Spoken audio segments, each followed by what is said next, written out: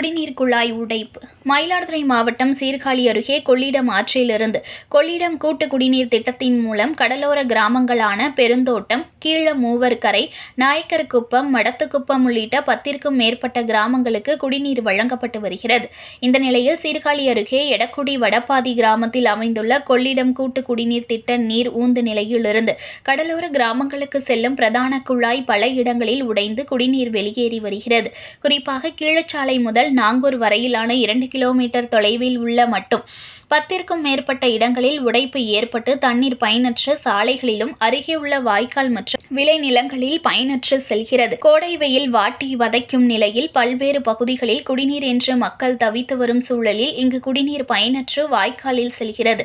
இதனால் விளைநிலங்கள் சேரும் சகதியுமாக புதர்மண்டி கிடப்பதால் நிலத்தை பயன்படுத்த முடியவில்லை என விவசாயிகள் குற்றம் சாட்டுகின்றனர். எனவே கீழச்சாலை முதல் நாங்கூர் வரையிலான கொள்ளிடம் கூட்டு குடிநீர் குழாய் உடைப்புகளை சீரமைத்து தண்ணீர் பயனற்று வெளியேறுவதை தடுக்க வேண்டும் என அப்பகுதி மக்கள் அரசுக்கு கோரிக்கை விடுத்துள்ளனர்.